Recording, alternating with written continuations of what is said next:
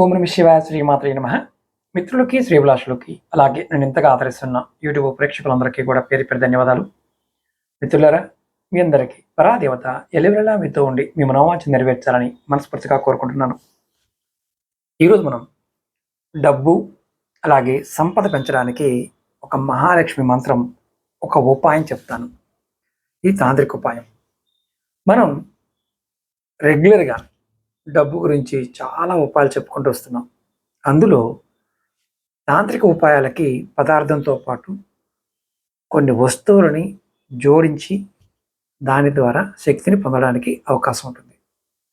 మనకి కొబ్బరికాయ, అలాగే మారేడు ఫలం, ఈ రెండు ఈ ఉపాయానికి కావాల్సిన పదార్థాలు. ఒక ఎర్రటి వస్త్రం కూడా కావాలి. మనం ఎవరైనా సరే డబ్బు విషయంలోనూ సంపాదన విషయంలో పెంచుకోవాలి అనుకునేవారు మాత్రమే ఈ పరిహారం చేయండి. ఎలా చేయాలి, ఏ విధంగా చేయాలో చెప్తాను. అలాగే మీకు ఈ వీడియో నచ్చినట్లయితే లైక్ చేసి ఈ వీడియోని 10 మంది మిత్రులకి షేర్ చేయండి.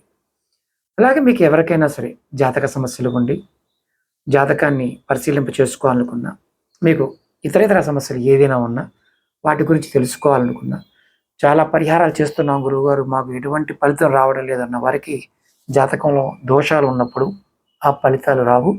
వారికి ఎటువంటి పరిహారాలు చేయాలో తెలుసుకోవాలనుకున్నా వీడియో డిస్క్రిప్షన్లో నెంబర్ ఇవ్వడం జరిగింది. ఆ నెంబర్కి కాంటాక్ట్ చేసి అపాయింట్మెంట్ తీసుకోవచ్చు. 9440593655 ఈ నెంబర్కి కాంటాక్ట్ చేసి కూడా మీరు అపాయింట్మెంట్ తీసుకోవచ్చు. ఇప్పుడు ఈ పరిహారం ఎలా చేయాలి, ఈ ఉపాయం ఎలా చేయాలో చెప్తాను. మనకి ఏ పదార్థాలు కావాలో ముందుగా చెప్పుకున్నాం కదా. ఇది తాంత్రిక ఉపాయం. మీరు ఎన్నో రకాల పద్ధతులు ఎన్నో సంవత్సరాల నుంచి చేస్తూనే ఉన్నారు, కానీ మీకు ఫలితం రావడం లేదు. అలాంటప్పుడు ఖచ్చితంగా ఈ పరిహారం చేయండి. సంపదకి అలాగే శ్రేయస్సుని ఆకర్షించడానికి ఈ పరిహారం. కొంచెం ఈ పద్ధతి ఏంటంటే కొంచెం భిన్నంగా ఉంటుంది. మనం అంతకుముందు చాలా వీడియోలు చెప్పుకున్నాం, దానికి కొంచెం భిన్నంగా ఉంటుంది. ఇది ఏ నెలలో అయినా సరే శుక్లపక్షంలో శుక్రవారం నాడు మాత్రమే చేయాలి. అంటే మనకి పౌర్ణమికి అమావాస్యకి మధ్య, అంటే అమావాస్య వెళ్ళిన తర్వాత వచ్చే పౌర్ణమి శుక్రవారం నాడు చేయాలి. చేసేవారు శుభ్రంగా స్నానం చేసి ఉతికిన బట్ట ధరించి ఒక కొబ్బరికాయని కానీ లేదంటే ఒక మారేడు ఫలాన్ని తీసుకొని ఎరుపు రంగు వస్త్రంలో ఒక మూటలా కట్టి, అంటే ఒక చక్కగా 4 పక్కల ముడి వేసి సిద్ధం చేసుకోవాలి. అంచుల వద్ద ముడి వేయాలన్నమాట. తర్వాత మీరు ఏదైతే మూటగా కట్టారో దానికి లవంగలు, పచ్చకర్పూరము, సింధూరము, అలాగే కొన్ని నాణ్యాలు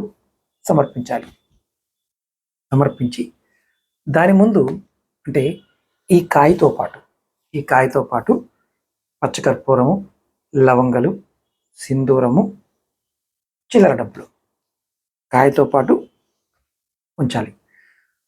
తర్వాత మీరు ఒక దీపాన్ని వెలిగించండి. అది ఏ నూనె పర్వాలేదు. తర్వాత ధూపం చూపించండి. తర్వాత ఈ మంత్రాన్ని ఒక 750 సార్లు, అంటే 756 సార్లు ఈ మంత్రాన్ని జపించండి. ఈ మంత్రాన్ని నేను వీడియో డిస్క్రిప్షన్లో కూడా పెడతాను. అంటే ఈ మంత్రం చేయడం వల్ల మహాలక్ష్మి మాత యొక్క అత్యంత శక్తివంతమైన శక్తిని మీరు ఈ పదార్థంలోకి నింపడం జరుగుతుంది. ఇప్పుడు మంత్రం వచ్చి ఓం ఐం హ్రీం శ్రీం మహాలక్ష్మియే నమః. ఈ మంత్రాన్ని నేను మళ్ళీ వీడియో డిస్క్రిప్షన్లో పెడతాను. ఓం ఐం హ్రీం శ్రీం మహాలక్ష్మియే నమః. ఇక్కడ ఒక అనుమానం ఉంటుంది, గురువుగారు ఇక్కడ బీజ మంత్రాలు ఉన్నాయి కదా, చేయొచ్చా అని. ఈ నిర్భయంగా చేయొచ్చు, ఈ తాంత్రిక ఉపాయం. తర్వాత ఏం చేయాలంటే ఈ మూట కట్టారు కదా ఈ పదార్థాలని, అంటే దీనికి కొబ్బరికాయనైనా వాడవచ్చు లేదా మారేడు ఫలాన్నైనా వాడవచ్చు. దాంతోపాటు కర్పూరము, చిల్లర డబ్బులు, లవంగాలు కూడా వేయాలి చెప్పాను. మూట పెట్టేయండి. అంటే ఎక్కడైనా సరే దీన్ని మీరు బీరువాలో కానీ, మీరు వ్యాపారం చేసేటప్పుడు వ్యాపార స్థలంలో కానీ, ఎక్కడైతే డబ్బులు విలువైన వస్తువులు పెడతారో అక్కడ పెట్టుకోవాలి. ఇది కౌంటర్లో కూడా పెట్టుకోవచ్చు. అలాగే ఇంట్లో ఆహార పదార్థాలు, ఆహార ధాన్యాలు కొరత ఏర్పడకుండా ఉండడానికి కూడా ఈ పరిహారం చేయొచ్చు. అంటే మీరు బియ్యపు డబ్బా దగ్గర కూడా పెట్టుకున్నారనుకోండి, ఎప్పుడు మీకు తిండికి సంబంధించి లోటు రాదు అని చెప్తారు. అలాగే మరి ఇంకా మిగతా వారు ఉంటారు, వద్యం చేసేవారు, వ్యాపారం చేసేవారు, ఇలాంటి వారు కూడా వారి కౌంటర్లో పెట్టుకోవచ్చు. మీరు దుకాణం నడిపేవారైనా సరే కౌంటర్లో పెట్టుకోవచ్చు. ఇది శుక్లపక్షం, ప్రత్యేకంగా శుక్రవారం నాడు మాత్రమే ఇది చేయాలి. మీకు మహాలక్ష్మి ధనవర్షం కావాలి అంటే, నాకు డబ్బు కావాలన్నప్పుడు మనకి మైండ్కి ముందు ఏంటంటే డబ్బు వస్తుంది అన్న భావం మనకి రావాలి. మరి ఎప్పుడు మార్చుకోవాలి గురువుగారు? మరి ఇది ఈరోజు చేయమన్నారు, బాగానే ఉంది, మరి ఎప్పుడు మార్చుకోవాలి? దీన్ని మీరు సంవత్సరంలో ఒక్కసారి మార్చవచ్చు, లేదా ప్రతి శుక్లపక్ష శుక్రవారం నాడు మార్చుకోవచ్చు, అంటే నెలకు ఒక్కసారి. ఇక్కడ మీకు కొన్ని అనుమానాలు ఉంటాయి. మరి ఎవరు చేయకూడదు? నెలసరి ఉన్నవారు చేయకూడదు. అలాగే మీ ఇంట్లో ఎవరైనా కుటుంబ సభ్యులు మరణించి ఉంటే ఆ శుక్లపక్షంలో చేయకూడదు. అంటే పెద్ద కర్మ అవ్వకుండా ఉంటే చేయొద్దు. పెద్ద కర్మ అయిపోయిన తర్వాత నిర్భయంగా ఈ పరిహారం చేసుకోవచ్చు. అలాగే మరి ఇంట్లో నెలసరి ఉన్నవారు ఉన్నప్పుడు చేయవచ్చా? మీ పూజా గది సపరేట్గా ఉంటే నిర్భయంగా చేసుకోవచ్చు, ఇబ్బంది లేదు. ఇంకొకటి, మనకి సహజంగా పిల్లలు పుట్టినప్పుడు మైలు ఉంటుంది. ఆ మైలు ఉన్నప్పుడు చేయమాకండి. మైలు అయిపోయిన తర్వాత చేసుకోవచ్చు. ఇది ఆడవారు చేయవచ్చు, మగవారు చేయవచ్చు, పిల్లలు కూడా కుటుంబ సభ్యుల కోసం, వ్యాపారం కోసం చేసుకోవచ్చు.